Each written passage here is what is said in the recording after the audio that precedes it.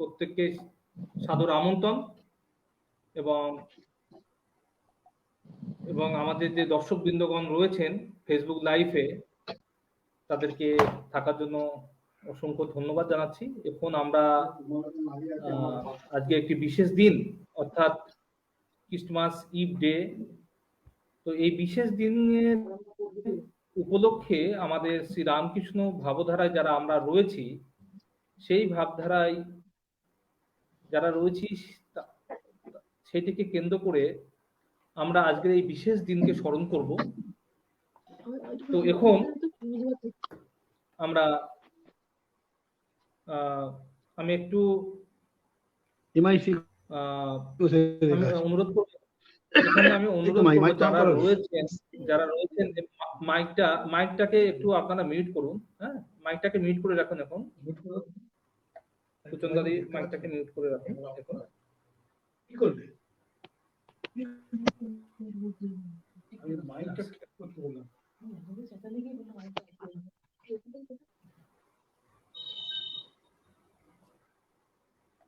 আচ্ছা, ঠিক আছে, নো প্রবলেম। আমি এখান থেকে মাইকগুলিকে প্রত্যেকের মিউট করে দিচ্ছি, তাহলে সুবিধা হবে। দিয়ে আমরা অনুষ্ঠান শুরু করছি। আশা করি আমাকে আপনারা দেখতেও পাচ্ছেন। আচ্ছা, আজকে যে বিশেষ দিন, সেই বিশেষ দিনের উপলক্ষে এই দিনটা কেন বিশেষ, সেই উপলক্ষে আমরা একটি বিশেষভাবে স্মরণ করব এবং একটি বই থেকে আমরা পাঠ করছি। ফেসবুক লাইভে যারা যারা আছেন তারা কাইন্ডলি এটা লিঙ্কটাকে শেয়ার করে দেবেন, আরো মানুষজনের মধ্যে ছড়িয়ে পড়বে এবং দেখতে পাবে আজকের এই অনুষ্ঠানটি আমাদের স্পিরিচুয়াল রামকৃষ্ণ গ্রুপের পক্ষ থেকে যেটি করা হচ্ছে। তো ঘটনাটা হচ্ছে, বরানগর মঠে তখন সবে প্রাথমিক অবস্থা চলিতেছে এবং ত্যাগী ভক্তদের মধ্যে সম্ভবত তারক, বুড়ো গোপাল, কালী ও শশী সেখানে স্থায়ীভাবে আছেন। এমন সময় শ্রীযুক্ত বাবুরামের বাড়ি আটপুর হইতে নিমন্ত্রণ আসিল, বড়দিনে সেখানে যাইতে হইবে। প্রথমে কথা ছিল নরেন্দ্র, বাবুরাম প্রভৃতি 2-4 জন যাইবেন, কিন্তু ক্রমে জানাজানি হইয়া বেশ একটি বড় দল জমিয়া গেল।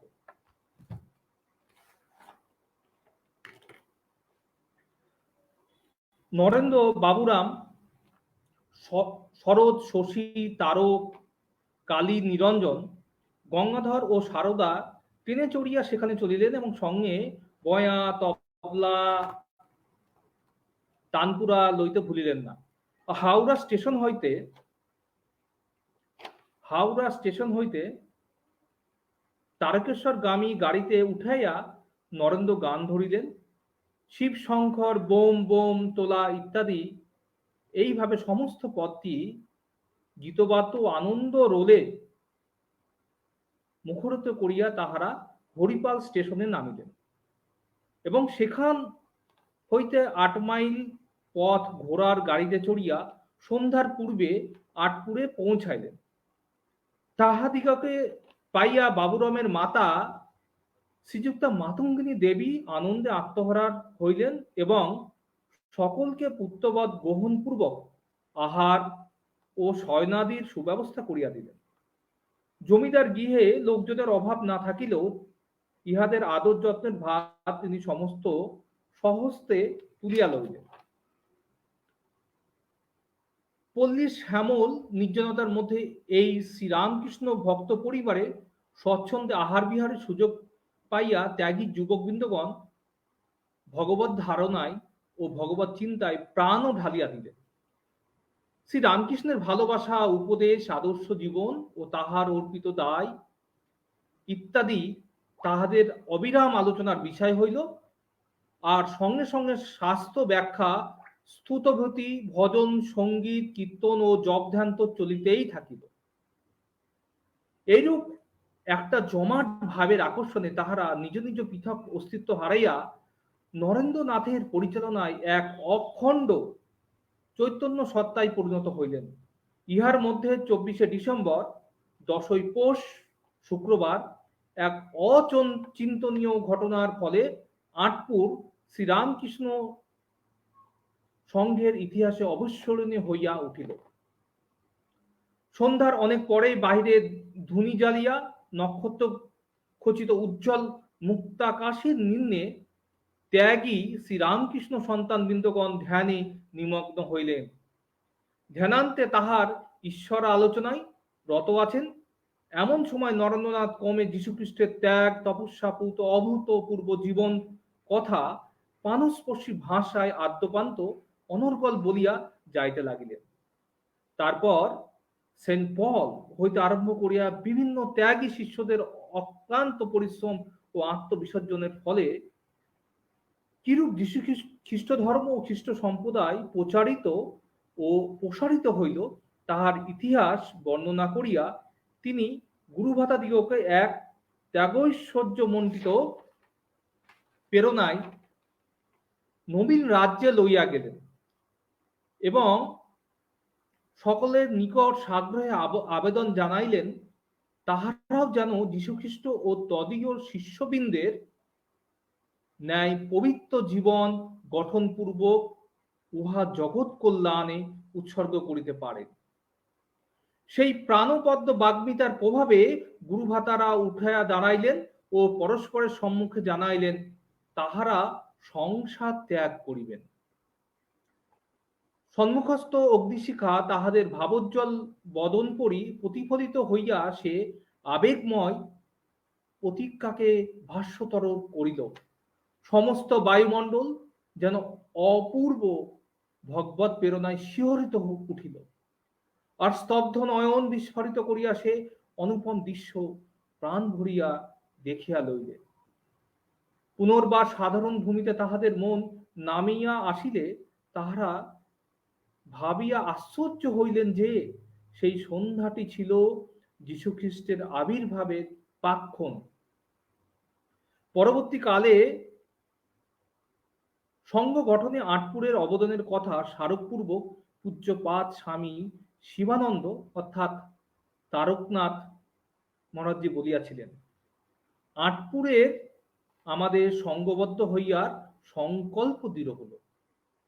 ঠাকুর তো আমাদের সন্ন্যাসী করে দিয়েছিলেনই, এইভাবেই আরো পাকা হলো আঁটপুরে। এইভাবে আঁটপুরে এক সপ্তাহ কাটাইয়া মঠের বা কলিকাতার স্বস্থানে ফিরিলেন। এই ছোট্ট যে আলোচনা আজকের যে দিনের গুরুত্ব, অর্থাৎ আপনারা সেটা বুঝতেই পারছেন যে আজকের দিনের গুরুত্বটা কোন জায়গায় আমাদের রামকৃষ্ণ মঠ ও সংঘ পরিবারের কাছে। তো সেইটা আমি একটু আপনাদের সম্মুখে তুলে ধরার চেষ্টা করলাম। এখন আমাদের সাথে আমরা ডেকে নেব মিস মৌখী করকে। উনি আমাদের সাথে মিস মৌখী কর এসেছেন। ভিডিওটা অন করতে হবে মৌখী।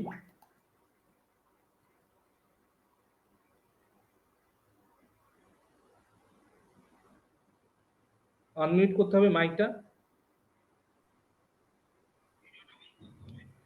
এখন আমাদের যে কথা হ্যাঁ শোনা যাচ্ছে। আমাদের যে অনুষ্ঠানের যেটা আমরা ভেবেছিলাম, এখন মৌখী কর ক্রিসমাস ইভের একটি গান গাইবেন।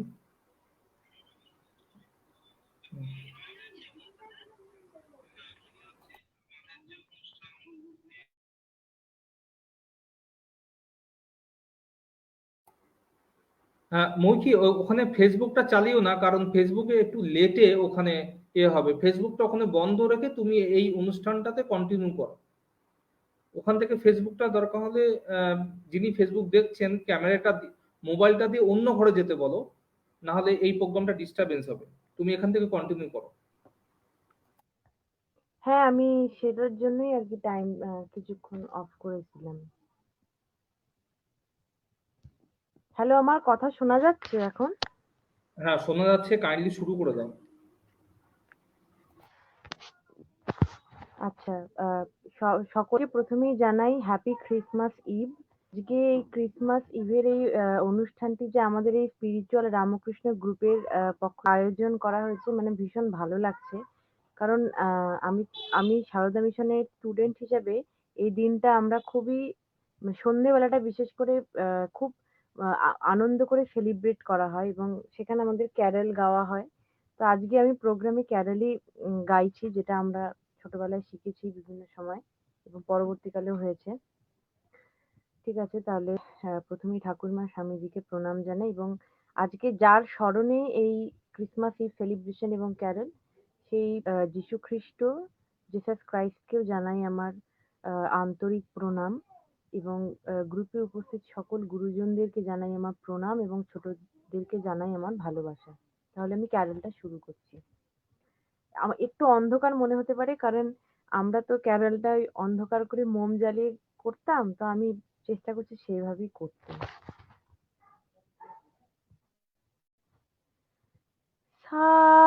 Silent night, holy night, all is calm, all is bright, round yon virgin mother and child, holy infant, so tender and mild, sleep in heavenly peace, sleep in heavenly peace.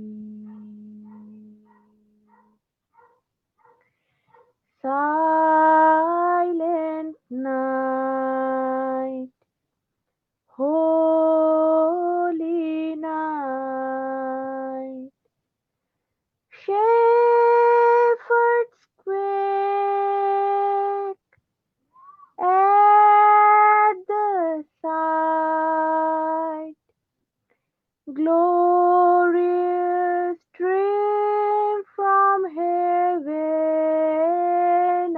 afar, heavenly hosts sing Alleluia. Christ the Savior is born. Christ the Savior is born.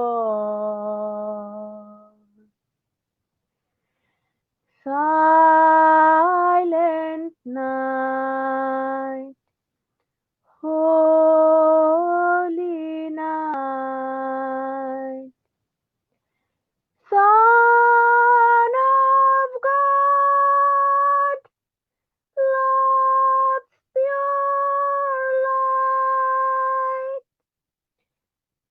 radiant beams from thy holy face, with the dawn of redeeming grace. Jesus, Lord, at thy birth,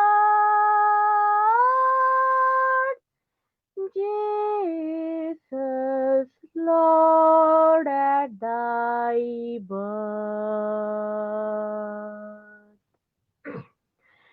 Jesus, Lord, at thy birth,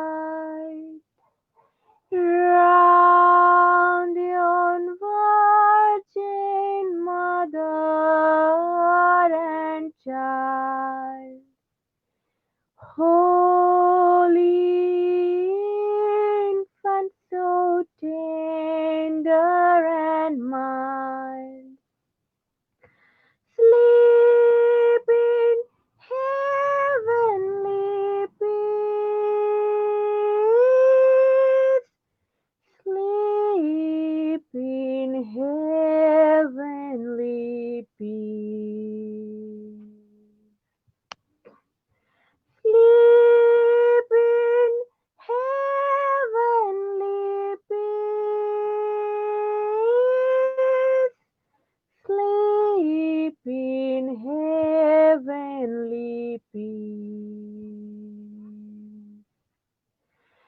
Sleep in heavenly peace. Sleep in heavenly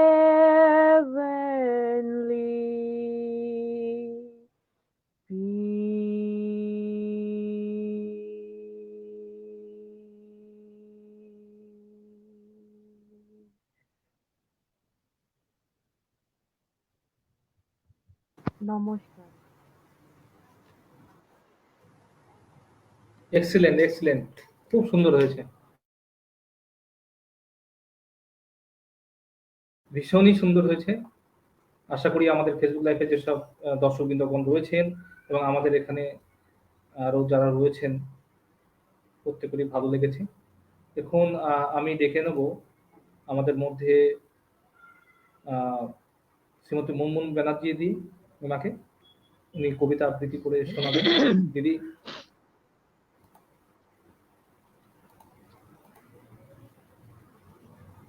সবাইকে আন্তরিক শুভেচ্ছা, অভিনন্দন। কাল বড়দিন, সবাইকে merry Christmas জানিয়ে আমি শুরু করছি কবিতা। বড়দিনকে নিয়ে প্রথম কবিতা লেখা পড়ছি। বড়দিন বড় নয় ঘন্টার নিরিখে, বড় নয় সে যে শুধু উৎসবে হিড়িকে, মানুষের বেশে আজ এসেছেন ঈশ্বর, বড় তিনি, পায়ে তাই নত যেন বিশ্ব।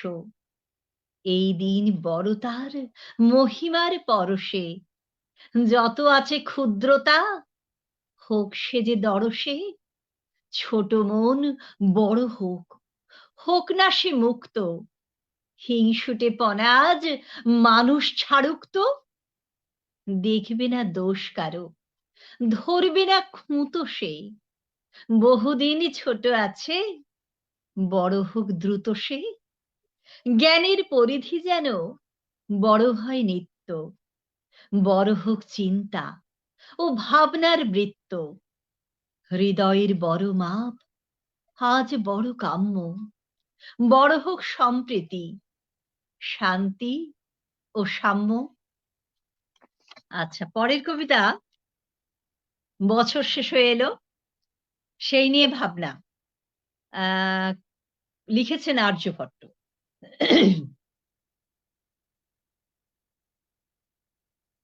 বছরখানা শেষের মুখে, দু চারটে দিন যেতে বাকি, পাওনা দেনার জাবদা খাতায় হিসেব খুলে দেখবি নাকি, কিছুটা প্রেম, কিছু আশা, ফাঁক ফোকরের মন বেশাতি, দুঃখ যাপন, কষ্ট চাপন, রাগ অভিমান নেহাত পাতি, মোটের উপর যেসব কথা ডায়েরি ভরে যায় না লেখা, ইচ্ছে বুড়োর নানান নাটক মঞ্চ জুড়ে দাপিয়ে একা, সেসব নিয়ে বন্ধু তোমার গোটা বছর কেমন গেল, স্লেট মুছে নাও, দুয়ারে ওই নতুন বছর আবার এলো, এমনি করে বছরা সব বয়স নিয়ে পার হয়ে যায়, আয়ুর থেকে টুপুস করে একটা করে সাল ক্ষয়ে যায়, কার্যে কবে দাড়ি টানা সেই কথাটা জীবন জানে, একটা বছর পার করেছ, বছর শেষে এটাই মানে। আমরা সবাই ভাবছি বসে, হাতে বুঝি অনন্ত কাল, কালকে ফটোয় ঝুলবে মালা, তেমন হলে মন্দ কপাল, বছর শেষে সবই ফাঁকি, রোজ নামচার হিসেব নিকেশ, সুখের খোপে দুঃখের খোপে কানা করি ঋতুর বিশেষ। তাই বলি কি, দিনগুলো যাও, দিন গুনে যাও, বছর গুনে কি আর হবে, এক একটা দিন নাও, বেঁচে নাও তীব্র বাঁচার অনুভবে। তোমার যেসব ইচ্ছেগুলো হারিয়ে গেছে কাজের ফাঁকে, প্রতিদিনের হাত খরচের রেজকে কিছু দাও না তাকে। বহুবারের প্ল্যানের পরেও যে জায়গাটায় হয়নি যাওয়া, হুট করে যাও বিনা প্ল্যানে, রুটিন থেকে হঠাৎ হাওয়া। সুখ খুঁজে নাও আশেপাশে, দুঃখ চেপে বুক পকেটে। সময় নষ্ট না হয় যেন ফালতু মনের কাদা ঘেটে। আজের জন্য বেঁচে থাকো, কালকে আবার কে দেখেছে। আসছে বছর শেষে বলো, বছরখানা ভালোই গেছে।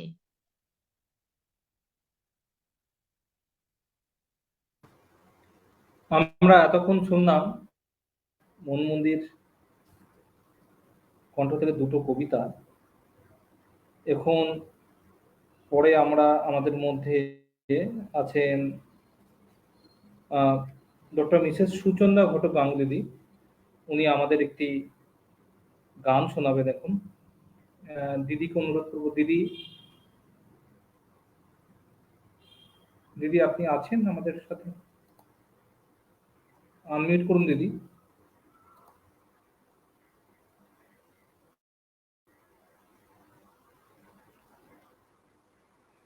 সুচন্দা,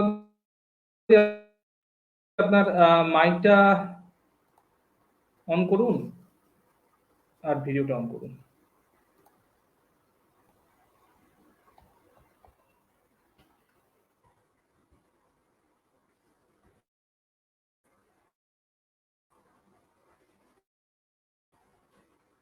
সুচন্দা দিয়ে আশা করি আপনি। আচ্ছা আচ্ছা, আরেকটা আছে, দুটো একই নামে আছে তো আমি বুঝতে পারিনি। ওকে দাঁড়ান, আমি অ্যাড করেছি এখন। এক সেকেন্ড দাঁড়ান। হ্যাঁ হ্যাঁ ঠিক আছে, এবার করুন। হ্যাঁ সুচন্দা দি এবার করুন। হ্যাঁ ঠিক আছে, হ্যাঁ শুরু করে দিন। নমস্কার। ঠাকুরমা স্বামীজির চরণে আমার প্রণাম এবং যীশু খ্রিস্টের চরণে প্রণাম জানিয়ে শুরু করব। ইকো হচ্ছে কিন্তু একটু সাউন্ডটা।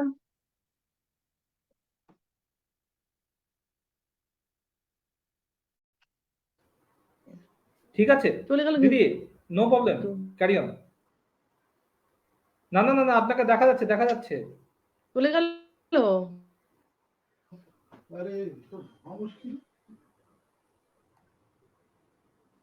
সুচন্দা দি আপনাকে দেখা যাচ্ছে, আপনি শুরু করুন।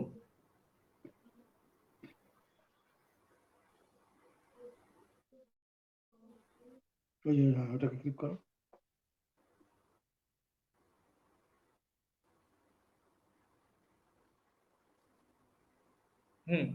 এবার ঠিক আছে। Enter studio.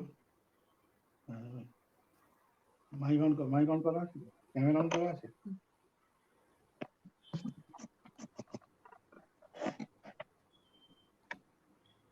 হ্যালো, হ্যাঁ শোনা যাচ্ছে, শোনা যাচ্ছে, শোনা যাচ্ছে।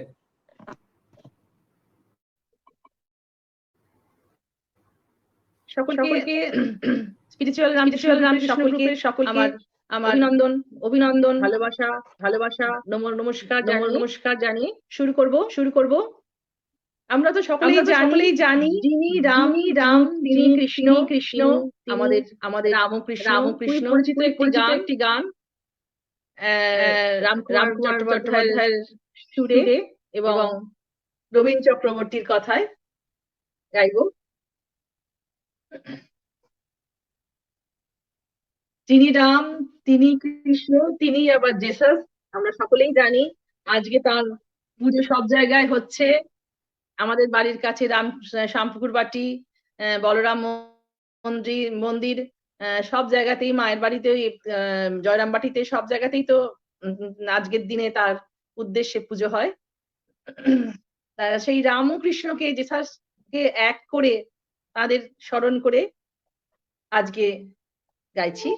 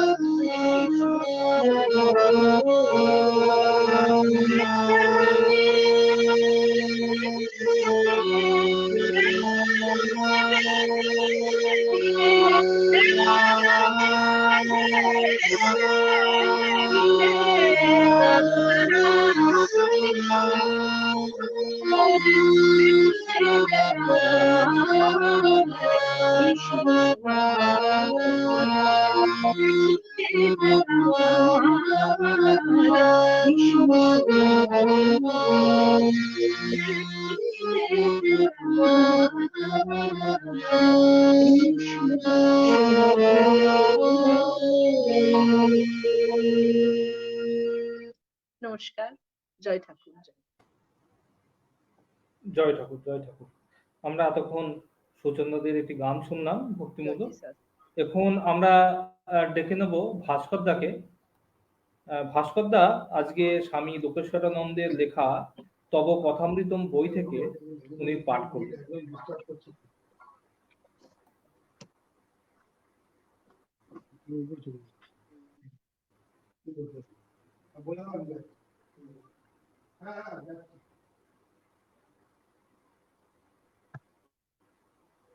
নেটটা একটু সুচন্দ্রদি মনে ডিস্টার্ব হচ্ছে 3টে করছে। জায়গা থেকে আপনি লগ ইন করেছেন নাকি? হ্যাঁ বলুন। আপনার 3টে লগ ইন দেখতে পাচ্ছি এখানে। হ্যাঁ, নেটটা ভীষণ 3টে ডিস্টার্ব ডিভাইস থেকে। করছে, সাউন্ডেরও একটু অসুবিধা হচ্ছে। বারবার চলে যাচ্ছিল, এরকম ওই তো জন্য হবে বারবার এগুলো। করে লগ ইন করতে হয়েছে।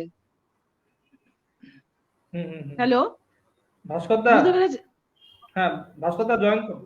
হাসপাতাল উপরে হ্যাঁ হ্যাঁ হ্যাঁ হ্যাঁ, নেটের শুনতে প্রবলেম পেয়েছি। হচ্ছে বলে ওই জন্য উপরে উঠে গেল আর কি, উপরে গিয়ে করবে আর কি। উপরে গেল।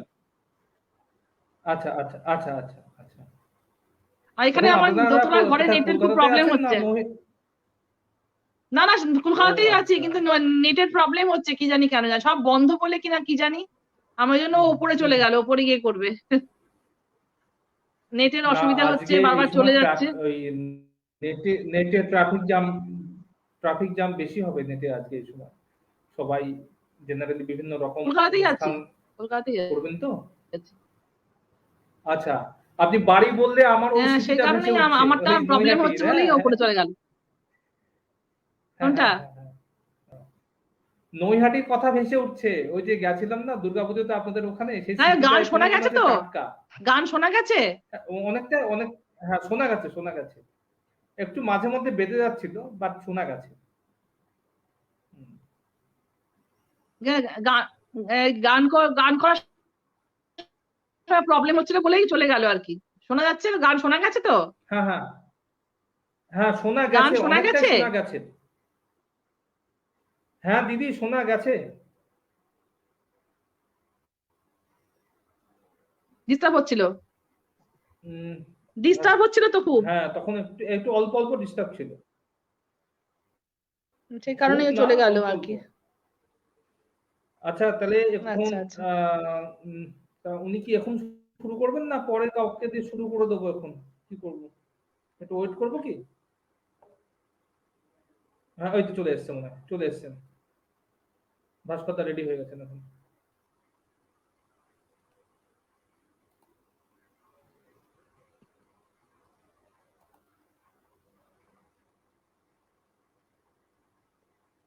আপনাদের ওখানে ওখানে জিও সমস্যা হতে পারে কোনো কিছু।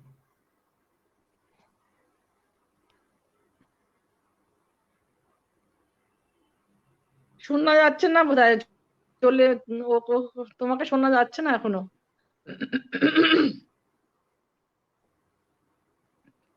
এই তো আবার ভাস্করদা আপনি শুরু করে দিন, যদি ভিডিও না আসে নো প্রবলেম, শোনা গেলেই হবে, আপনি আনমিউট করে শুরু করে দিন।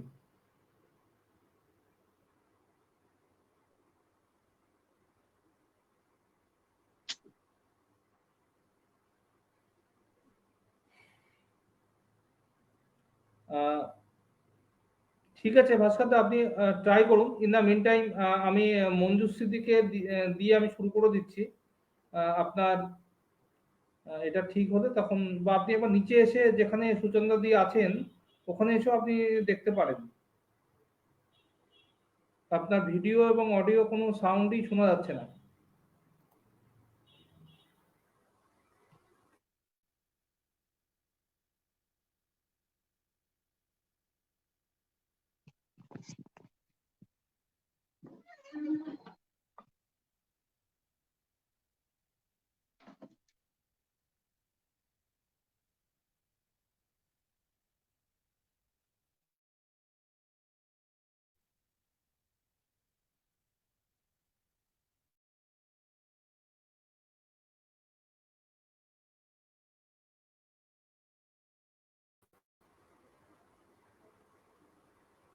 হ্যালো, শোনা যাচ্ছে কি আমাকে?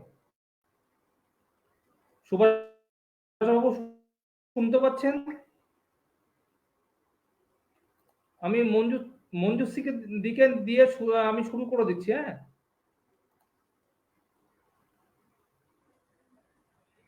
Hello, just a minute.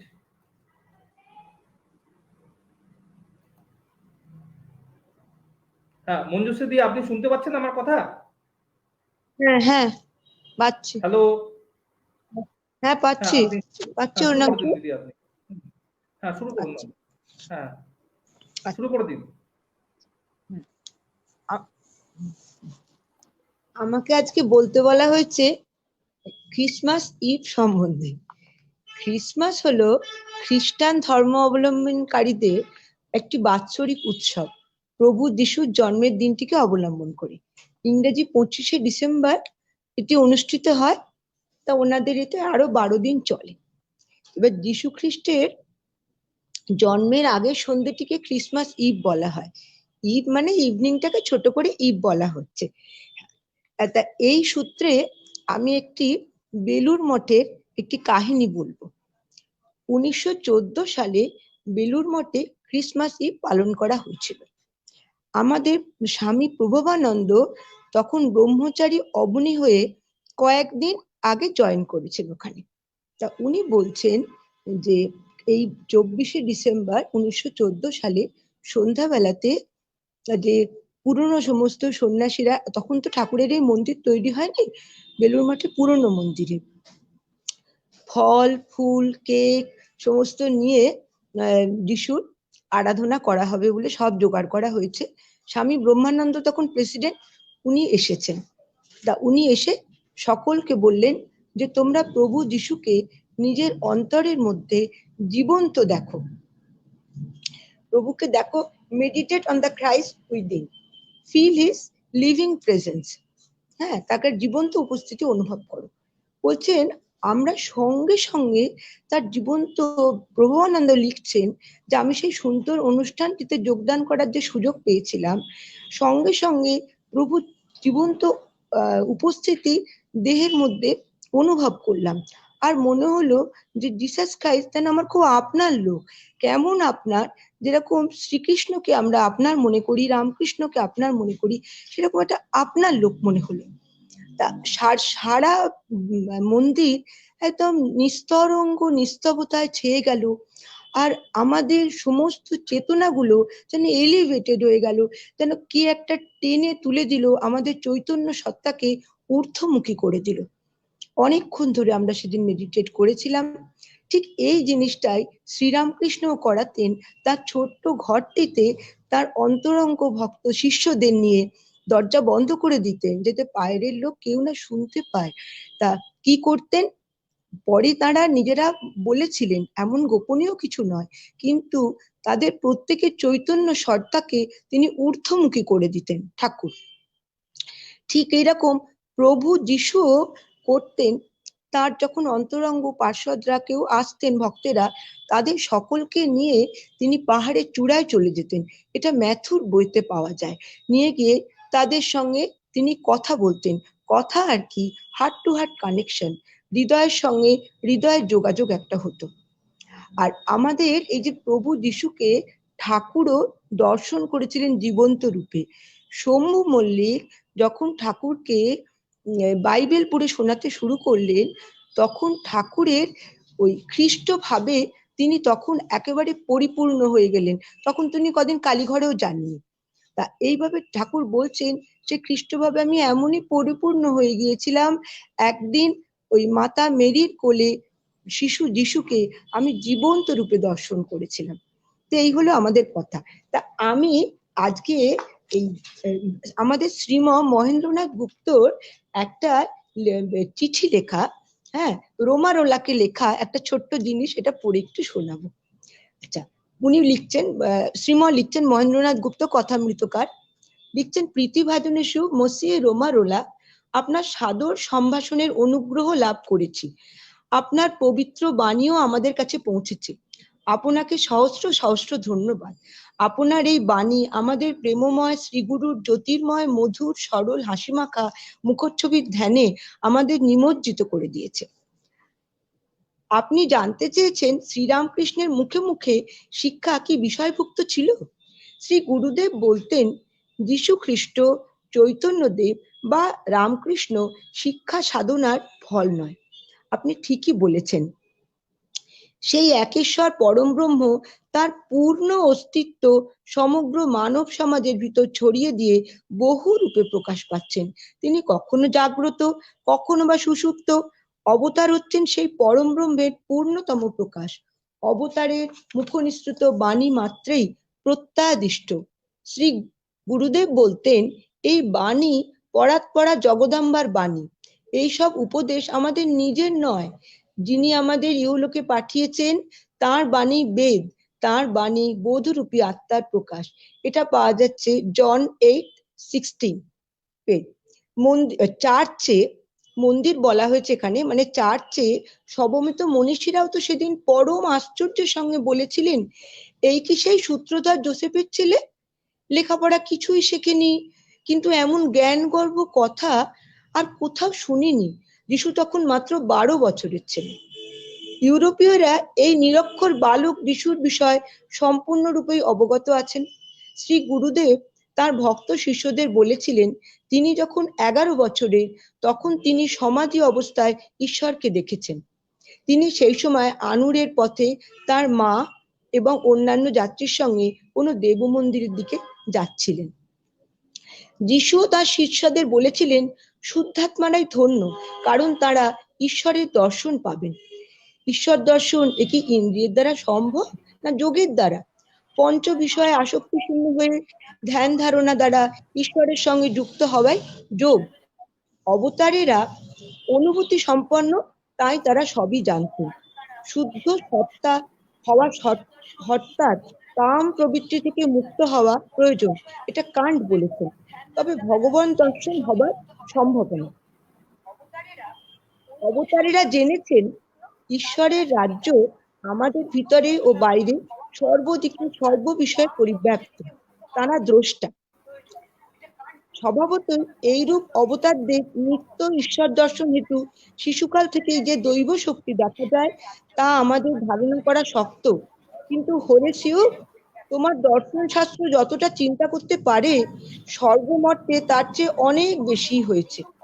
যিশুও তো বলেছেন, হে পিত, তুমি ধন্য, কেননা এইসব বিষয় তুমি জ্ঞানী ও বুদ্ধিমানের কাছ থেকে গোপন রেখেছ, অথচ শিশুদের কাছে প্রকাশ করেছ।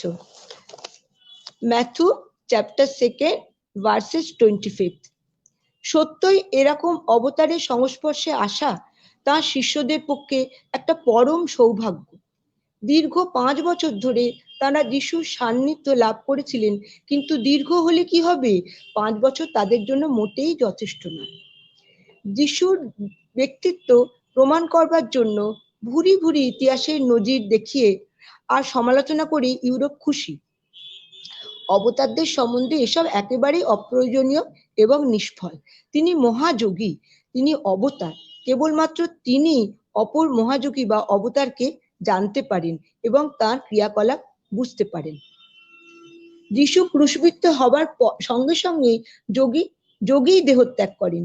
অন্যের স্বার্থাধিকারের উপর হস্তক্ষেপ করার অপরাধে তিনি অপরাধী সাব্যস্ত হয়েছিলেন। জন দ্য ব্যাপটিস্ট যিশুকে বলেছিলেন, আপনার কাছে আমার দীক্ষার প্রয়োজন ছিল, তাই আপনাকে আসতে হয়েছে আমার কাছে।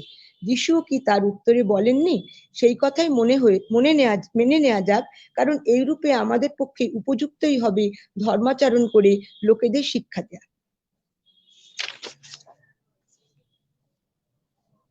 যিশু নিয়ম শৃঙ্খলা ও অবতারদের বাণীর তাৎপর্য দেখিয়েছিলেন। শ্রী রামকৃষ্ণ বেদ, পুরাণ, তন্ত্র, বাইবেল, কোরআন এসব এবং খ্রিস্ট, বুদ্ধ, চৈতন্য প্রভৃতি পরবর্তী অবতারে বাণীর তাৎপর্য সরলভাবে বুঝিয়ে দেওয়ার চেষ্টা করেছেন। তাই এইভাবে আমরা যীশু খ্রিস্ট আর আমাদের শ্রীরামকৃষ্ণের মধ্যে একই তো দেখতে পাই। তারা তো অবতার হয়ে জন্মেছিলেন, অবতার দেহ তারা ধারণ করেছিলেন। তাই সেই অবতারের তো কোনো তফাৎ হয় না। তারা তো সবাই তো পরম পিতার সন্তান, তাই সব অবতারেই একই রকম ব্যাপার। আর কি বলবো অরুণাংশু, এই তো বললাম। মনীষীদিকে অসংখ্য ধন্যবাদ। আমরা আজকে যে বিশেষ দিন ক্রিসমাস ইভ ডে উপলক্ষে আজকে যীশু খ্রিস্টের আবির্ভাব তিথি, সে তার যে সন্ধ্যাকালীন যে তার আবির্ভাব, তার সাথে আমাদের রামকৃষ্ণ ভাবধারার কি মিল আছে এবং সেই সম্পর্কে আমরা এই গ্রুপের পক্ষ থেকে আলোচনা করার চেষ্টা করছি। দিদিও তাই করলেন, দিদিকে অসংখ্য ধন্যবাদ। এবং যারা ফেসবুক লাইভে আছেন তারাও আমাদের এই অনুষ্ঠান উপভোগ করছেন, ভালো লাগছে আশা করি। এখন ভাস্কর দাকে দিদি অসংখ্য ধন্যবাদ। আবার ভাস্কর দাকে আমি চেষ্টা করব কানেক্ট করার জন্য। ভাস্কর দা, আপনি যদি একটু মাইকে কথা বলেন। ভাস্কর দা, আপনাকে অ্যাড করেছি। ভাস্কর দা, শুনতে পাচ্ছেন আপনি আমায়? ভাস্কর দা, কথা বলুন। ভাস্কর দা, কথা বলুন। না হলে আপনি সুজন দাদির যে মোবাইলটা আছে সেইটা থেকে আপনি কানেক্ট হওয়ার চেষ্টা করুন।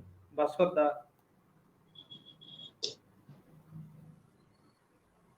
ভাস্কর দা, সুজন দাদির যে মোবাইলটি রয়েছে সেই মোবাইলটা থেকে লগ ইন করে আপনি জয়েন করুন। ততক্ষণে সুভাষ বাবুকে ডেকে নিচ্ছি।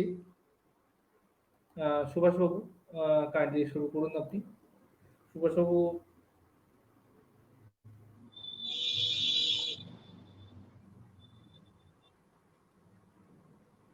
আনমিউট করতে হবে। সুভাষ বাবু, আনমিউট করতে হবে আগে।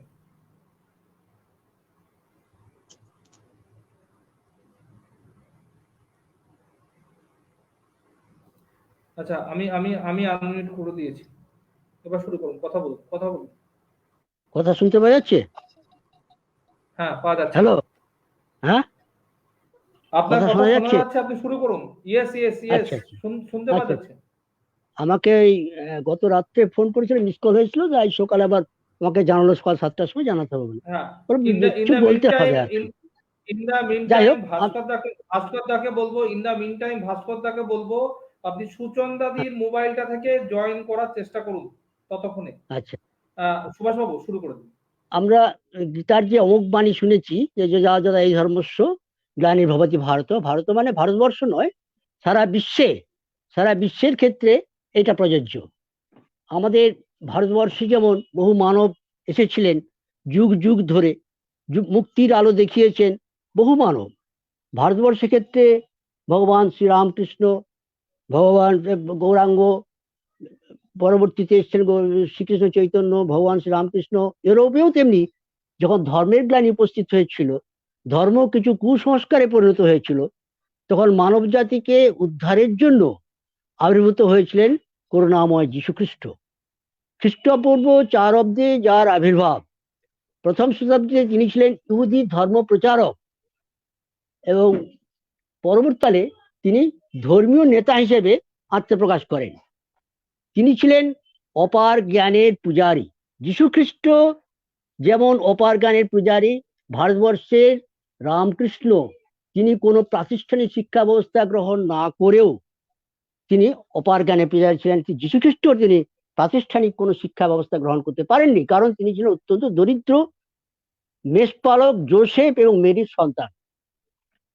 কিন্তু ঠাকুর রামকৃষ্ণ যেমন ধর্মকে অনেকটা সহজ করে দিয়েছিলেন, কুসংস্কারের বন্ধ থেকে মুক্ত করেছিলেন, ঠিক তেমনি ভাবে যীশুখ্রিস্ট ধর্মকে কুসংস্কার থেকে মুক্ত করার জন্য তিনি অনুগামীদের মধ্যে নিয়ে তুলে ধরেছিলেন একজন ধর্ম সংস্কারক হিসেবে। তিনি অনুগামীদের মধ্যে নিজেকে তুলেছিলেন। তিনি ছিলেন এই বিশ্বের অন্যতম প্রধান একটি ধর্মবিশ্বাস, খ্রিস্ট ধর্মের যে মূল কেন্দ্রীয় চরিত্র। খ্রিস্টান সম্প্রদায়ের সকল মানুষই বিশ্বাস করেন যে তিনি আর কেউ নন, তিনি ছিলেন স্বয়ং ঈশ্বরের দূত অথবা ঈশ্বরের পুত্র। তিনি নিজেকেও ঈশ্বরের পুত্র বলে বাইবেলে দেখা যাচ্ছে পরিচয় দিয়েছিলেন। তাঁর জন্ম হয়েছিল আনুমানিক 4 খ্রিস্টাব্দে ইহুদি রোমান সাম্রাজ্যের বেথেলহেমে। ধর্ম নিয়ে চিরাচরিত দ্বন্দ্ব তো সকল ধর্মের মধ্যেই আছে, তাই কেউ কেউ তাকে এক ঐতিহাসিক চরিত্র বলে মনে করলেও সকলের ক্ষেত্রে সেটা প্রযোজ্য হয়নি। সে তো হবেই, ধর্মের মধ্যে যে দ্বন্দ্ব হিসেবে। তবে ইতিহাস হলো এই যে চিরাচরিত ধর্মবিশ্বাসের প্রতি তার দৃষ্টিভঙ্গি ছিল অন্যরকম, আর সেই দৃষ্টিভঙ্গির মধ্য দিয়েই অনেক মানুষকে তিনি জীবন মুক্তির পথ দেখিয়েছিলেন। আজও খ্রিস্ট ধর্মের অনুগামীরা তার সেই দেখানো পথ অনুসরণ করে চলেছেন অত্যন্ত নিষ্ঠার সঙ্গে। ইহুদি ধর্মপ্রচারক হিসেবেই তার আত্মপ্রকাশ এবং প্রথম মৌখিকভাবে তার প্রচার শুরু করেছিলেন। তার ধর্ম ছিল আসলে মানবতার প্রতীক। শিশুরা প্রায়শই তার কাছে বসে ঘন্টার পর ঘন্টা ধর্মের কাহিনী, মনুষ্যত্বের কাহিনী শুনত। আস্তে আস্তে তার এই মত সারা বিশ্বে ছড়িয়ে পড়ল, আর তার এই মানবতার আদর্শের কারণে শুধুমাত্র খ্রিস্টানরাই নয়, আজ বিশ্বের প্রতিটি কোণায় মানুষেরা জীবনের কোনো না কোনো ক্ষেত্রে তার সেই আদর্শকে অনুসরণ করে। ঠাকুর রামকৃষ্ণ যেমন ধর্মবিশ্বাসের ক্ষেত্রে বালক সুলভ আচরণকে অনুমোদন করেছিলেন এবং নিজেও মধ্যে মধ্যে বালক সুলভ আচরণ করতেন, তথাপি যীশু খ্রিস্টও শিশুদের সঙ্গে বন্ধুর মতো আচরণ করতেন। শিশুরাই তো হলো ঈশ্বরের অবতার। শিষ্য নরেন যেমন ঠাকুর রামকৃষ্ণের সঙ্গে তর্ক করতেন, ঠিক তেমনি যিশুর শিষ্যরা যিশুর সঙ্গে তর্ক বিতর্ক করতেন, আর নরেনের মতো তার শিষ্যরাও তার কাছে খোলা মনে নিজেদের মতামত ব্যক্ত করতে পারতেন। তাই তিনি শুধু ধর্মপ্রচারক ছিলেন না, একজন সার্থক শিক্ষকও ছিলেন। তাছাড়া কথিত আছে যে তিনি অসুস্থ মানুষকে তার অলৌকিক ক্ষমতার দ্বারা আরোগ্য করেছেন। আমাদের ভারতবর্ষ তো আমরা দেখেছি সাধক রামপ্রসাদ, তেলঙ্গ স্বামী, তারাও এরকম তাদের অলৌকিক ক্ষমতা দিয়ে আরোগ্য করেছে অনেক মানুষকে। সনাতন ধর্ম 5.5 বছরের বেশি, আর প্রায় 2000 বছরের সামান্য কিছু বেশি সময় আগে 25শে ডিসেম্বর শীতল রাত্রে পিতা জোসেফ এবং মাতা মেরির সন্তান রূপে এক আস্থা বলে তিনি জন্মগ্রহণ করেন। যিশু ছিলেন দিব্য জ্যোতির দ্বারা আলোকিত একজন পুরুষ, আর এই কারণে সাধারণ মানুষের কাছে তিনি ছিলেন আলোর দিশারি। তিনি তার প্রখর বুদ্ধি দিয়ে প্রচলিত ধর্মবিশ্বাসের মধ্যে নানা রকম ভুলভ্রান্তি চিহ্নিত করেছিলেন এবং সেই অসার তত্ত্বগুলিকে দূরীভূত করার চেষ্টাও করেছিলেন। মানব প্রেমের মূর্ত প্রতীক এবং মৃদু স্বভাবের জন্য তার অনুগামী এবং শিষ্যের সংখ্যা বৃদ্ধি পেতে থাকে। ঠাকুর রামকৃষ্ণের মতো তিনিও বলেন, ঈশ্বরের সমস্ত কিছুই সৃষ্টিকর্তা, ঈশ্বরই আমাদের পিতা, জীবনের সমস্ত কিছু তার কাছে উজাড় করে দেওয়াই হলো জীবনের পরম ধর্ম, জীবনের মূল উদ্দেশ্য। বলেছিলেন নিজের কর্মে একান্ত মনে আত্মনিয়োগ করতে হবে এবং এটাই হলো প্রকৃতপক্ষে ঈশ্বরের আরাধনা করা। বলেছিলেন নিজের নিত্যদিনের কাজ নিষ্ঠাভরে সম্পন্ন করা উচিত, কোনো ফলের আশা না করে। আমাদের গীতাতেও তাই বলেছে, মা ফলের কাজ করে যেতে হবে, কোনো ফলের আশা না করে। তার প্রধান বাণী হলো কি, অকারণে নিজেদের মধ্যে যেন বিদ্বেষ তৈরি না হয়। আমরাও দেখেছি মা বিদিশা বহই, এবার পুরোপুরি আমাদের যীশু খ্রিস্ট যিনি হচ্ছেন মানব চরিত্র, তিনি হলেন মহামানব, এই জন্যই তো মহামানব বলেছে। তার এই অনুগামী আর শিষ্যের মধ্যে দিন দিন বাড়তে থাকছে শিষ্য, এবং যার ফলে তদানীন্তন শাসক ভীত সন্ত্রস্ত হয়ে তাকে ক্রুশবিদ্ধ করার আদেশ দিয়েছিলেন। আমাদের এখানে প্রচলিত আছে ঠাকুর রামকৃষ্ণ বহু মানুষের পাপ নিজে গ্রহণ করে নীলকণ্ঠ শিবের ন্যায় গলায় দুরারোগ্য ব্যাধিতে আক্রান্ত হন। ওখানেও এক অংশের মধ্যে প্রচলিত আছে মনুষ্যত্বের পাপ স্খলনের জন্য তাকে ক্রুশবিদ্ধ হতে হয়েছিল, কারণ মৃত্যুর আগে তিনি বলেছিলেন যে তিনি সকলকে পাপ মুক্ত করবেন। তাই প্রতি বছর তার জন্মদিন 25 ডিসেম্বর এই দিনটিকে বড়দিন হিসেবে পালিত হয়ে আসছে। ক্রুশ আরোহণ যেদিন করেন শুক্রবার, তার সম্মানে গুড ফ্রাইডে, আর সকলের ধর্মবিশ্বাস যে ক্রুশবিদ্ধ হওয়ার পরদিনই তিনি উত্থান হয়েছিল, তাই সেই পুনরুত্থানের সম্মানে ইস্টার স্যাটারডেও পালন করা হয়। বিশ্বজুড়ে তারিখ নির্ধারণের সময় খ্রিস্টাব্দ, যীশু খ্রিস্টের জন্মের তারিখকে মাথায় রেখেই এই প্রচলিত হয় খ্রিস্টাব্দ। 24শে ডিসেম্বর এই দিনে শ্রী রামকৃষ্ণের পার্শ্বদগণ আঁটপুরে আনুষ্ঠানিকভাবে ত্যাগময় জীবন গ্রহণ করার সংকল্প নিয়েছিলেন। এটাই ছিল রামকৃষ্ণ সঙ্গে বিশেষ দিন। যাই হোক, আমি আর বিশেষ কিছু বলবো না। সর্বশেষে এই মহামানবের জন্মদিনের প্রাক্কালে আমাদের প্রার্থনা বিশ্বকে যেন করোনা মুক্ত হোক, মানুষের মনে শান্তি ফিরে আসুক, ভয় ভীতিকে জয় করে আমরা যেন আবার বিশ্ব ভ্রাতৃত্ববোধের মধ্য দিয়ে এগিয়ে যেতে পারি। তাই বাইবেলের কথা বলি, আমেন।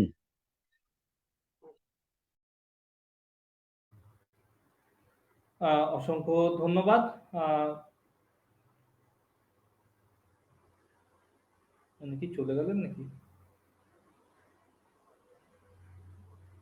সুভাষ বাবুকে অসংখ্য ধন্যবাদ জানাই, উনি এত সুন্দর আমাদের মাঝে যেভাবে মানে তুলনামূলক যে আলোচনাটা উনি করলেন যীশু খ্রিস্ট, মহান যীশু খ্রিস্ট আমাদের শ্রী রামকৃষ্ণ পরমহংসদেব সম্পর্কে, সেই সম্পর্কে আমরা অবগত হলাম। আশা করি উনার লাইনটা হয়তো, এবং শেষও করেছিলেন, ওনার লাইনটাও কেটে গেছে। ভাস্কর দা, আপনি কাইন্ডলি কথা বলুন আপনাকে আনমিউট করে।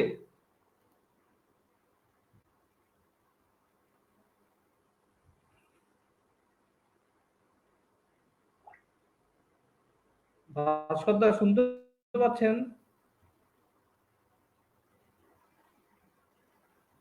সুচন্দ্রদির এটা এসছে, ওখান থেকে অ্যাড করছি। হ্যাঁ হ্যাঁ ভাস্কর দা, হ্যাঁ ভাস্কর দা শুনতে পাচ্ছেন? শোনা যাচ্ছে? কথা বলুন। হ্যাঁ, শুনতে হ্যাঁ পাচ্ছি। এবার শোনা যাচ্ছে, শোনা যাচ্ছে। হ্যাঁ শুরু আচ্ছা, করে দিন দাদা। তা শুরু করবো? আচ্ছা, ঠিক আছে। হ্যাঁ অবশ্যই অবশ্যই। হ্যাঁ যাক, ঠাকুরের কৃপায় আলটিমেটলি আমরা পেয়েছি আপনাকে। হ্যাঁ হ্যাঁ আচ্ছা, সবাইকে বড়দিনের শুভেচ্ছা, অভিনন্দন। স্পিরিচুয়াল রামকৃষ্ণ গ্রুপের যারা পরিচালক রয়েছেন, আজকের সভাতে যারা উপস্থিত রয়েছেন, কাছে দূরে সবাইকে আমার আন্তরিক প্রীতিপূর্ণ নমস্কার জানাই।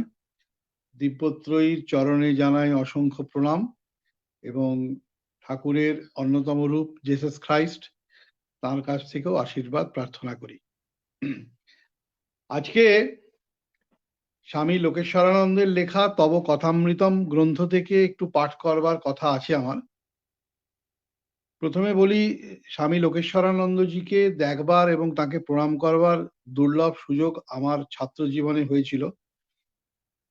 আমি রামকৃষ্ণ মিশনে যে কয়েকজন বরিষ্ঠ সন্ন্যাসীকে দেখেছি, তাদের মধ্যে স্বামী লোকেশ্বরানন্দজি অবশ্যই অন্যতম। আমার ভীষণ প্রিয় মানুষ ছিলেন। আপনারা অনেকেই জানেন যে লোকেশ্বরানন্দজি বর্তমান যে নরেন্দ্রপুর, যার খ্যাতি আজকে দেশে বিদেশে সর্বত্র, সেই নরেন্দ্রপুরের তিনি সার্থক রূপকার ছিলেন। রামকৃষ্ণ, বিবেকানন্দ এবং বেদান্ত এই বিষয়ে তার এত গভীর প্রজ্ঞা ছিল যে তিনি বহুবার দেশের বাইরে আমন্ত্রিত হয়েছিলেন এই সমস্ত বিষয়ে বক্তব্য পেশ করবার জন্য। এবং বিশেষভাবে তিনি যখন ভ্যাটিকানে গিয়েছিলেন পোপের আমন্ত্রণে, তখন পোপের দ্বারা তিনি বিশেষভাবে সংবর্ধিত হয়েছিলেন। রামকৃষ্ণ মিশনের একজন সন্ন্যাসী হিসাবে ভারতবর্ষের মতন একটি দেশের প্রতিনিধি হিসেবে তিনি যে সম্মান অর্জন করেছিলেন, এটা খুবই শ্লাঘার বিষয়। ঠাকুরের মা এবং স্বামীজির আশীর্বাদ তার উপর তো নিশ্চয়ই ছিল, এই দুর্লভ সম্মান তিনি অর্জন করেছিলেন। তিনি যখন গোলপাক রামকৃষ্ণ মিশনের অধ্যক্ষ ছিলেন, তখন সেই সময় সেখানে তিনি রামকৃষ্ণ কথামৃতের ওপরে ছোট ছোট যে ক্লাসগুলো নিতেন, সেই ক্লাসগুলোর যে বক্তব্য সেইগুলোই একত্রিত করে তব কথামৃতম এই বইটি রচিত হয়েছে। এই বইটি পাবলিশার হচ্ছেন আনন্দ পাবলিশার্স। আমি এই বইয়ের 191 পাতা থেকে একটুখানি পড়ে শোনাবো। 191, 192 এই দুটি পাতা থেকে আমি কিছু পড়ে শোনাচ্ছি। ঠাকুরের একটা কথা কথামৃতের অনেক জায়গায় আছে যে মোড় ফিরিয়ে দাও। খুব বাস্তব একটা কথা, মনোবিজ্ঞান সম্মত কথা। আমার মনটা ভোগের দিকে ছুটছে, সেটাকে ঈশ্বরের দিকে ঘুরিয়ে দেবো। মনের সব চিন্তা, সব বৃত্তির মোড় ফিরিয়ে দেবো, বিষয় থেকে ঘুরিয়ে এনে ঈশ্বরমুখী করে দেবো। বাইরের কাজটাকে পাল্টাতে হবে না, যে মন দিয়ে কাজ করছি শুধু সেটাকে ঈশ্বরমুখী করে তুলতে হবে। আমি রান্না করছি, অফিসে চাকরি করছি, দোকান চালাচ্ছি, সবকিছু করব আমি, তবে সবকিছুই ঈশ্বরের উদ্দেশ্যে করব। এই যে বিষয়, সেটা নির্বিষয় হয়ে যায় যদি এই ভাবটা অবলম্বন করা যায়। আমি ভাইকে ভালোবাসি, বোনকে ভালোবাসি, বন্ধুকে ভালোবাসি, সবকিছুর মধ্য দিয়ে আমি ঈশ্বরকে ভালোবাসি। স্বামীজি এক জায়গায় বলছেন যে উপনিষদ কি করে? উপনিষদ একজন শিক্ষককে আরো ভালো শিক্ষক হতে সাহায্য করে, একজন জেলেকে আরো ভালো জেলে হতে সাহায্য করে। বাস্তবিক ধর্ম কিন্তু কর্তব্য বিমুখতা শেখায় না। অলস হয়ে বসে আছি, জীবন যুদ্ধ থেকে সরে দাঁড়াচ্ছি, সেটা কিন্তু ধর্ম নয়। শ্রীমদ্ ভগবদ গীতায় শ্রীকৃষ্ণ অর্জুনকে তো বলছেন ক্রৈব্যং মার্শম গমঃ পার্থ, অর্থাৎ ধর্ম বলে তুমি ক্লিব হয়েও না, কর্তব্যে অবহেলা করো না, যেটা করছো সেটা আরো ভালো করে করবার চেষ্টা করো। কেননা তুমি তো সবকিছুই ঈশ্বরের উদ্দেশ্যে করছো, ফাঁকি দেবে কেন, অবহেলা করবে কেন? এটা সকলেই জানেন যে রামকৃষ্ণ মিশনে সাধুরা কেউ টাইপ করছেন, কেউ স্কুলে পড়াচ্ছেন, কেউ বাগানে কাজ করছেন, কেউ গ্রন্থ প্রকাশনার কাজ করছেন, কেউ হাসপাতালে ওষুধ দিচ্ছেন ইত্যাদি। সাধারণ গৃহস্থ যারা, তাদের সঙ্গে তাদের তফাৎটা কি হলো? তফাৎটা হলো এই যে সাধুরা ওই মোড় ফিরিয়ে দিয়েছেন। তারা যা কিছু করছেন সব ঈশ্বরের উদ্দেশ্যে, কাজের মাধ্যমে ঈশ্বরের আরাধনা করছেন। যেমন মন্দিরে গিয়ে উপাসনা করা হয়, তেমনি তারা কাজের মাধ্যমে ঈশ্বরের উপাসনা করছেন। কাজটাই তাদের ক্ষেত্রে উপাসনা হয়ে গেছে। স্বামীজি এটাকেই বলছেন ওয়ার্ক ইজ ওয়ারশিপ। গীতায় শ্রীকৃষ্ণ অর্জুনকে বলছেন ইয়ৎ করোষি ইয়ৎ স্নাসি যজ্জুহোষি দদাসি ইয়ৎ ইয়ৎ তপস্যাসি কৌন্তেয় তৎ কুরুষ্ব মদ অর্পণম। তুমি যা কিছু করছো, ইয়ৎ করোষি, ইয়ৎ স্নাসি খাচ্ছ, যজ্জুহোষি যে হোম করছো, দদাসি যা তুমি দান করছো, ইয়ৎ তপস্যাসি হয়তো তপস্যাও করছো, সবকিছুই কৌন্তেয় তং কুরুষ্ব মদার্পণম, আমাকে সবকিছু অর্পণ করো। সংসারে যারা আছেন তারা যদি এই ভাবটা রাখতে পারেন যে সংসারের সব কাজের মধ্য দিয়ে আমি ঈশ্বরেরই সেবা করছি, তাহলে কাজটা আর কাজ থাকে না, উপাসনা হয়ে যায়। ঠাকুর এই যে বারবার করে বলছেন কাম কাঞ্চন, আর সেটা কাম কাঞ্চন থাকে না, অন্য জিনিস হয়ে যায়। সংসারের চেহারাটাই তখন বদলে যায়, আনন্দের জায়গা হয়ে যায় সংসারটা। আমাদের শাস্ত্র কখনো একথা বলছে না যে সবাইকে সংসার ছেড়ে পালাতে হবে। সংসার ত্যাগ জোর করে হয় না বা যখন তখন হয় না, একটা অবস্থাতে আপনা আপনি সংসার ত্যাগ হয়ে যায়। ঠাকুর বলছেন যখন ফল পেকে যায় তখন নিজে থেকেই সেটা খসে পড়ে। সংসার আর কোথায়, মনেই তো। মানুষ মনেতেই বদ্ধ, মনেতেই মুক্ত। সেই যে গল্প আছে কৌপিন কা ওয়াস্তে, কথামৃতেই সেই গল্প আছে। এক সাধু তার সম্বল একটা কৌপিন, ইঁদুরে সেই কৌপিন খেয়ে যায়। ইঁদুর তাড়াতে সেই সাধু বিড়াল পুষলেন, বিড়ালের জন্য দুধ চাই, দুধের জন্য পুষলেন গরু, এবার গরুর জন্য জায়গা জমি ঘর বাড়ি ইত্যাদি। এইভাবে একটার পর একটা শেষকালে সাধু একেবারে পুরো গৃহস্থ হয়ে গেলেন। কৌপিন মাচাতে গিয়ে শেষটায় পুরো গৃহী বনে গেলেন সাধু। ত্যাগটা যদি মনের না হয় তাহলে এইরকম হয়। মনের বাসনা থাকলে বাইরের নিবৃত্তিতে কিছু হয় না। যে কোনো মুহূর্তে অতি তুচ্ছ জিনিসকে উপলক্ষ করেও ভিতরের বাসনা প্রকাশ পেয়ে যায়। সেই জন্য বলা হয় সংসার বাইরে নয়, সংসার ভিতরে, আমাদের মনে। সেই সংসার নিজে থেকেই দূরে সরে যায় যখন মানুষ ঈশ্বরের দিকে এগিয়ে যায়। সংসারীদের তাই ঠাকুর বলছেন সংসার কেন ত্যাগ করতে হবে? সংসার হচ্ছে নিরাপদ স্থান, দুর্গ। সংসার ত্যাগ করার উদ্দেশ্য তো ঈশ্বর লাভ। তা সংসারে থেকেই যদি ঈশ্বর লাভ করা যায় তবে সংসার ত্যাগ করবার কি দরকার? সংসারে থাকো, সব করো, তাতে কোনো ক্ষতি নেই, শুধু মোড় ফিরিয়ে দাও, অর্থাৎ যা কিছু কর্ম করো সবকিছুই ঈশ্বরকে অর্পণ করো। কারণ শ্রীমদ্ ভগবদ গীতাতে শ্রীকৃষ্ণ অর্জুনকে এই কথাই বলছেন যে তুমি সমস্ত কাজের মানে কর্ম যে করবে, যে কর্মফল তুমি আমাকে অর্পণ করো, তাহলে সেই কর্মফলের যে কুপ্রভাব সেটা তোমাকে স্পর্শ করবে না। এই প্রসঙ্গে একটি ছোট বাস্তব ঘটনা বলে আজকে আমার বক্তব্য শেষ করব। আমি কর্মজীবনে ইউনাইটেড ব্যাংকে চাকরি করতাম। আপনারা জানেন পূর্ব ভারতে ইউনাইটেড ব্যাংক অগ্রণী ব্যাংক ছিল, এখন বর্তমানে পাঞ্জাব ন্যাশনাল ব্যাংকের সঙ্গে মার্জ হয়ে গিয়েছে। আমাদের ব্যাংকের ব্যবসা মাঝখানে খুব খারাপ হয়ে গেছিল। আমি বলছি এটা 2006-07 সালের কথা বলছি। আমাদের ব্যবসা খুব কমে গিয়েছিল। তখন বর্তমানে যেটি স্বামীজির জন্মস্থান, সেইখানে তখন সেক্রেটারি মহারাজ ছিলেন স্বামী জিতাত্মানন্দ। তিনি সম্প্রতি রামকৃষ্ণ লোকে চলে গেছেন। স্বামী জিতাত্মানন্দজিকে আহ্বান করা হয়েছিল যে আমাদের যারা উচ্চ পদাধিকারী রয়েছেন তাদেরকে উদ্বুদ্ধ করবার জন্য। স্বামীজি জিতাত্মানন্দজি এসেছিলেন এবং এই বিষয়টাতে খুব সুন্দর করে উনি বলেছিলেন। উনি খুব প্রজ্ঞাবান ব্যক্তি ছিলেন। বিভিন্ন ম্যানেজমেন্ট ইনস্টিটিউটে ওনাকে নিয়ে যাওয়া হতো ইন্সপায়ারিং টকস দেওয়ার জন্য। তো ইনিও ঠিক এই কথা বলেছিলেন। উনি আমাদের যিনি চেয়ারম্যান এবং এক্সিকিউটিভ ডাইরেক্টর ছিলেন তাদের বলেছিলেন, আপনারা যে লক্ষ্য যেটা দিয়ে দিচ্ছেন অফিসারদের সামনে, সেটা এইভাবে না করে বলুন যে এরা যদি ঈশ্বর যদি নাও মানেন, বলুন যে এটা সমাজের জন্য, মানুষের ভালোর জন্য এই কাজটা করা দরকার। ব্যবসা বাড়াতে হবে মানুষের ভালোর জন্য, কারণ এর দ্বারা মানুষের কল্যাণ হবে। মানুষের কল্যাণ হলে পরোক্ষভাবে পরমাত্মারই কল্যাণ হবে। এই দৃষ্টিভঙ্গি নিয়ে আপনি যদি আপনার অফিসারদের উদ্বুদ্ধ করেন, অর্থাৎ টার্গেট পূরণ করতে হবে, এই ইঁদুর দৌড়ে সামিল না করে তাদেরকে বলুন যে তারা যেন সংসারের জন্য, সমাজের জন্য, বৃহত্তর পৃথিবীর জন্য ব্যাংকের ব্যবসাটাকে কেন্দ্রীভূত করতে চান, সেই দৃষ্টিভঙ্গি নিয়ে তারা দেখুন। এই বক্তৃতা দেওয়ার পরে অদ্ভুতভাবে আমাদের ব্যাংকের খুব উল্লেখযোগ্যভাবে ব্যবসা বৃদ্ধি পেয়েছিল এবং আমরা আস্তে আস্তে আমাদের ঋত জমি ফিরে পেয়েছিলাম।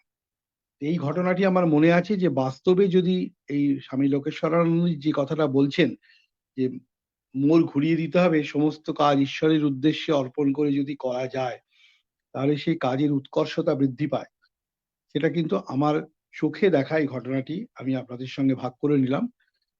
আমরা যারা সংসারের দুর্গে থেকে ঠাকুরের ভাষায় কেল্লার মধ্যে থেকে যুদ্ধ করছি, আমরাও চেষ্টা করব যে আমাদের সমস্ত কাজের কর্মফল, আমরা কর্ম করে যাব কিন্তু কর্মফল আমরা ঈশ্বরের উদ্দেশ্যে সমর্পণ করব, যাতে সেই কর্মফলের যে সুপ্রভাব বা কুপ্রভাব যাই বলুই না কেন সেটা যেন আমাদের স্পর্শ না করে। সবাইকে অনেক ধন্যবাদ। আশা করব যে স্পিরিচুয়াল রামকৃষ্ণ দল যেভাবে ঠাকুর মা স্বামীজির কথা প্রচার করে চলেছেন, আগামী দিনেও সেইভাবে করবেন। আগামী বছর সকলের মঙ্গলময় হোক, করোনা মহামারী থেকে আমরা সবাই মুক্ত হয়ে সুস্থ সুন্দর জীবন যাপন করি, এইটাই দিব্যত্রয়ীর কাছে প্রার্থনা রইল। নমস্কার। ভাস্কর দাকে অসংখ্য ধন্যবাদ।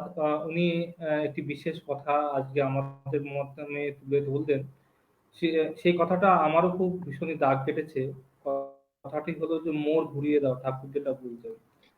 অর্থাৎ আমাদের লক্ষ্য যদি স্থির থাকে, অর্থাৎ লক্ষ্য স্থির রেখে যদি আমরা এগোনোর চেষ্টা করি, সেই সেই সেই লক্ষ্যটাকে স্থির করে কেমন ভাবে এগোনো যাবে, উনি যেটা বললেন মহারাজজি ওখানে বলেছিলেন যেটা, যে মোড় ঘুরিয়ে দিতে হবে। অর্থাৎ আমাদের অন্যভাবে দেখে মানুষকে যদি অনুপ্রাণিত করা যায়, তার ভিতরের সত্তাকে যদি বলা হয় তুমি সকলের জন্য জগৎ হিতায়ত, অর্থাৎ জগতের কল্যাণের জন্য তুমি করছো, জগতে হিত সাধনের জন্য যদি করছো, তাহলে সেটা আরো ফলপ্রসূ হয় সেই কর্ম। এবং দাদা আরেকটা জিনিসও আমাদেরকে যেটা বললেন যে সবকিছুকে সমর্পণ করার কথা, অর্থাৎ কর্ম করছি আমরা, সেই কর্মের যে ফল, প্রত্যেকটা কর্ম, সুকর্ম হোক, ভালো কর্ম বা খারাপ কর্ম, যাই কর্ম হোক না কেন, প্রত্যেকটা কর্মের একটা তার নিজস্ব ফল থাকে, একটা নিজস্ব এফেক্ট থাকে।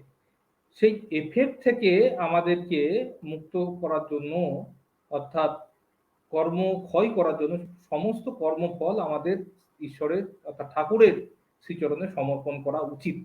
সেটি একটি বড় আমাদের শিক্ষা। আরেকটি কথা হচ্ছে যে ভাস্কর দা যেটি বললেন, উনি একজন ব্যাংকিং সেক্টরের অফিসার, উনি অনেকদিন জব করেছেন এবং উনি জানেন অনেক কিছু বিষয়। আমরা জানি যে ব্যাংকিং সেক্টরে টার্গেট পূরণ করতে হয় বিভিন্ন রকম ভাবে এবং প্রতিটা মুহূর্ত খুব প্রেশারের ভেতরে থাকে, এবং আমরা যারা প্রাইভেট সেক্টরেও কাজ করি না কেন বিভিন্ন ফিল্ডে, তো আমাদের বাস্তব জীবনটা বড় কঠিন। এবং শুধুমাত্র আমাদের হ্যাপিনেসটা ওটাই আসে যে আমাদের পরম পিতা রয়েছে, অর্থাৎ আমরা আমাদের মেন পিতা আমাদের সাথে সবসময় রয়েছে, সেই রামকৃষ্ণ ঠাকুর আমাদের ইষ্টদেব। এইটাই আমরা মানি এবং সেই মনের জোরে আমরা চলার চেষ্টা করি। এবং আলটিমেটলি ভাস্কর থেকে আমরা পেয়েছি, ভাস্করদের সাথে প্রায় 2.5 মাস আগে কথা হয়েছিল।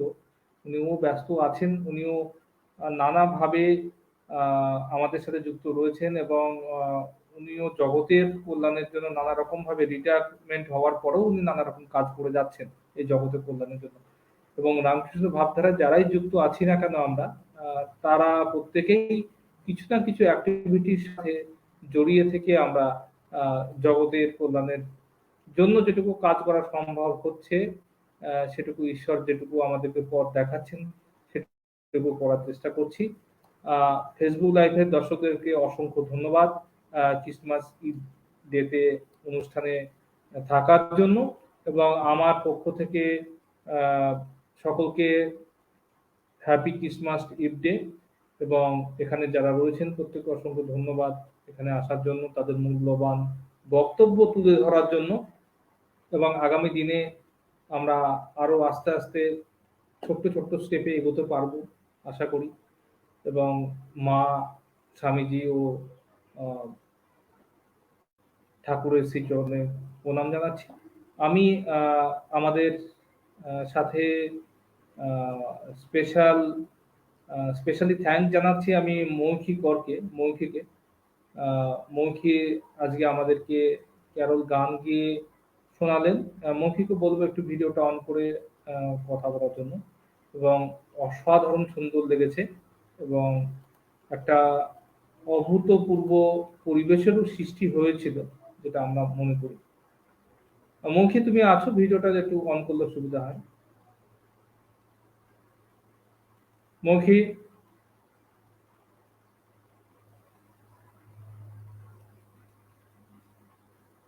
মৌখিক ভিডিওটা অন করলে সুবিধা হয়।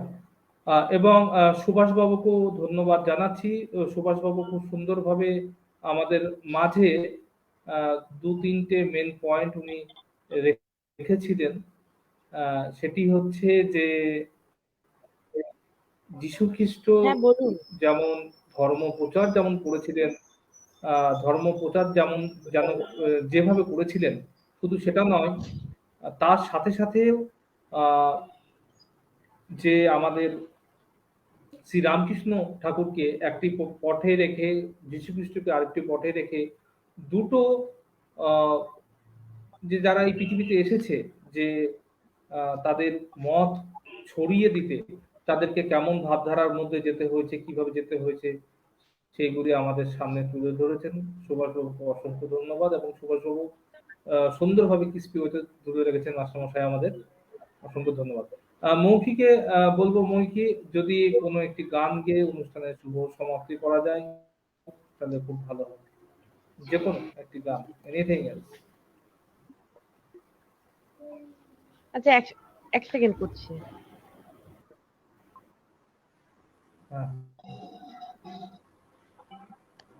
এবং মঞ্জুশ্রীকেও ধন্যবাদ জানাই। মঞ্জুশ্রীও আমাদেরকে অনেক বিষয়ে আজকে অবগত করেছেন। এবং আমাদের এই স্পিরিচুয়াল রামকৃষ্ণ গ্রুপের থেকে যেটা অনুষ্ঠান, এটা ফেসবুক লাইভে, স্পিরিচুয়াল রামকৃষ্ণ গ্রুপের ফেসবুক লাইভে এটা অলরেডি রেকর্ডেড থেকে যাবে।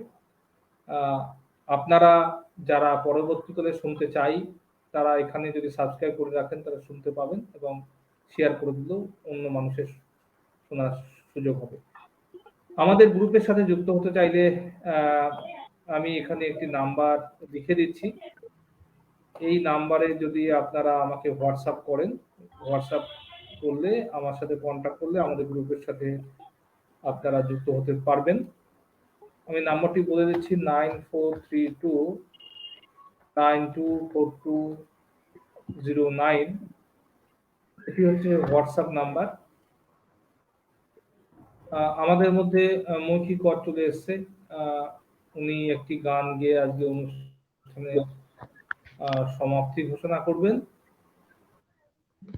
এবং আজকে থেকে ওনাকে আমাদের গ্রুপের অ্যাডমিন পদেও রাখা হয়েছে এবং ওনার উপরে অনেক দায়িত্ব আস্তে আস্তে বর্ষিত হচ্ছে। মৌখি প্লিজ শুরু করো। ঠিক আছে। আজকে অনুষ্ঠানের শেষে আমরা চলে এসেছি, তো আমি এটা রবীন্দ্রসঙ্গীত গেয়েই আর কি আমি অনুষ্ঠানের আজকে শেষ করছি। সত্য মঙ্গল প্রেমময় তুমি, ধ্রুব জ্যোতি তুমি অন্ধকারে। সত্য মঙ্গল প্রেমময় তুমি, ধ্রুব জ্যোতি তুমি অন্ধকারে।